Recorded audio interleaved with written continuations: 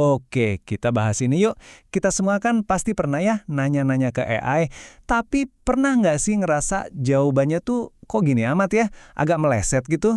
Nah, di sini kita bakal belajar gimana caranya biar nggak cuma sekedar nanya, tapi benar-benar ngendaliin si AI ini. Supaya apa? Supaya hasil buat tugas-tugas sekolah kalian itu jadi keren banget. Oke, bagian pertama. Anggap aja AI itu jenius, pinter banget, tapi nggak punya hati nurani. Sama sekali. Dia tuh cuma alat, alat yang super kuat. Nah, kalau kita paham konsep ini dari awal, ini bakal jadi kunci pertama buat manfaatin dia dengan benar. Coba deh bayangin, kamu punya asisten pribadi yang udah baca mungkin miliaran buku, semua buku di dunia, tapi dia nggak ngerti satu kata pun dari yang dia baca. Aneh kan? Nah, inilah paradoks terbesar waktu kita ngobrol sama AI. Misalnya nih, kamu suruh asisten itu nulis soal kebaikan. Wah, dia bisa ngerangkai kata-kata poetis, kutipan dari mana-mana, hasilnya indah banget. Tapi di otaknya dia, kata kasih sayang sama kata meja itu ya sama aja, cuma pola data. AI itu nggak ngerasa, dia cuma jago banget niruin polanya. Nah, karena dia nggak punya pemahaman beneran, disinilah letak bahayanya. AI itu bisa halu atau berhalusinasi. Dia bisa ngarang-ngarang fakta, tanggal, nama orang yang nggak pernah ada, cuma karena menurut statistik dia, kedengarannya benar. Hasilnya bisa kelihatan meyakinkan banget, padahal salah total. Oke, jadi gimana sih cara AI ini mikir? Jawabannya ternyata lebih dekat dari yang kita kira. Malah ada di ujung jari kita tiap hari. Iya, benar banget. Pada dasarnya, cara kerja AI itu mirip banget sama fitur autocomplete di HP kita. Tahu kan? Cuma ini versi yang udah dikasih steroid. Triliunan kali lebih kuat. Prinsipnya sama persis, nebak kata selanjutnya. Bedanya cuma di skala dan kerumitannya yang, ya ampun, luar biasa besar. Coba deh lihat perbandingan ini. Di kiri, itu HP kita. Kamu ketik, buka, HP-mu mungkin langsung nawarin puasa. Kenapa? Ya karena itu pasangan kata yang paling umum. Nah, di kanan, AI juga ngelakuin hal yang sama tapi dengan triliunan koneksi data. Jadi dia bisa nebak lanjutan kalimat yang jauh lebih rumit. Kayak puasa bersama keluarga adalah momen yang ditunggu-tunggu, misalnya. Nah, ini dia poin kuncinya. Dengerin baik-baik. AI itu nggak tahu apa-apa. Dia nggak tahu fakta kalau matahari terbit dari timur. Dia cuma udah ngeproses triliunan teks di internet dan ngitung, oke, probabilitasnya 99,9% kata timur bakal muncul setelah kalimat matahari terbit dari sebelah.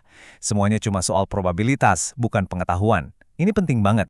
Karena AI itu pada dasarnya cuma mesin penebak kata yang super canggih, ya kita nggak bisa biarin dia liar gitu aja kan? Kita butuh cara buat ngendaliin dia. Nah, metode inilah yang namanya prompt engineering. Metafora ini pas banget deh. Anggap aja AI itu orkestra yang isinya musisi-musisi jenius. Mereka bisa mainin alat musik apa aja. Tapi kalau nggak ada konduktor yang ngasih instruksi jelas, musiknya bakal ya ancur-ancuran. Nah, perintah atau prompt yang kamu kasih, itulah tongkat konduktornya. Jadi intinya, ini bukan sekedar nanya. Ini tuh seni ngasih instruksi. Tujuannya apa? Buat maksa AI berhenti ngasih jawaban umum yang ngebosenin dan mulai ngasih kamu hasil yang tajam, presisi, dan relevan. Dan rumusnya gampang banget diingat, RTC. R untuk role atau peran, T untuk task atau tugas, dan C untuk constraint atau batasan. Cuma 3 langkah ini tapi dampaknya bakal ngubah total cara kamu ngobrol sama AI. Yuk kita bedah satu-satu. R itu kali role, peran. Anggap aja kita pakein AI topeng, kita kasih dia identitas spesifik. Terus T, task, tugas. Kita kasih dia kompas buat nunjukin arah yang jelas. Dan terakhir C, constraint, batasan. Kita pasang bingkai biar jawabannya nggak ngelantur kemana-mana dan lebih terstruktur. Oke, teorinya cukup. Sekarang kita lihat langsung gimana rumus ini bekerja di dunia nyata. Kita bakal ubah sebuah perintah yang jujur aja agak payah, jadi perintah yang super jelas dan kuat. Coba lihat deh bedanya. Perintah jelaskan tentang zakat itu, ya umum banget. AI bakal ngasih jawaban panjang lebar kayak dari Wikipedia. Sekarang kita lihat versi artisinya. Kita kasih peran bertindaklah sebagai guru fikih. Tugasnya spesifik, jelaskan perbedaan zakat mal dan zakat fitrah, dan ada batasan yang jelas. Pakai bahasa yang komunikatif, susun dalam 3 poin, dan kasih 1 contoh dari lingkungan sekolah. Hasilnya, jauh lebih to the point dan benar-benar berguna kan? Nah, disinilah keajaibannya. Dengan ngasih batasan-batasan yang jelas kayak tadi, kita tuh secara drastis ngurangin resiko AI buat halu. Kita nggak ngasih dia ruang buat nebak-nebak liar. Sebaliknya, kita maksa dia buat jalan di jalur sempit yang udah kita tentuin, yang ujungnya langsung ke jauhan presisi yang kita mau. Tapi, tunggu dulu. Bahkan dengan prompt paling canggih sekalipun, tugas kita belum selesai. Masih ada satu langkah terakhir yang super penting yang nggak akan pernah bisa digantiin sama mesin manapun. Kutipan ini dalam banget maknanya. AI itu punya semua ilmunya, tapi dia nggak punya basyiroh alias mata hati. Dia nggak punya moral, nggak punya etika. Artinya apa? Artinya kita, manusianya, yang harus jadi pemandunya. Kita yang pegang tanggung jawab buat ngarahin semua pengetahuannya itu. Nah, karena AI itu bisa aja salah, tanggung jawab terakhir ada di pundak kita. Dalam tradisi kita, ada satu konsep yang relevan banget di sini, tabayun. Apa itu? Itu adalah prinsip buat selalu verifikasi dan klarifikasi informasi sebelum kita terima sebagai fakta.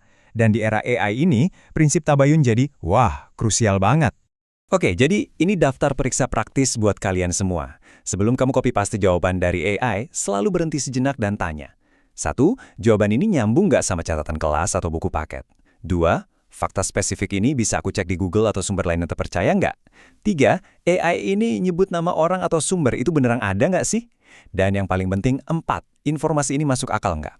Jangan pernah, sekali lagi, jangan pernah lewatin langkah ini.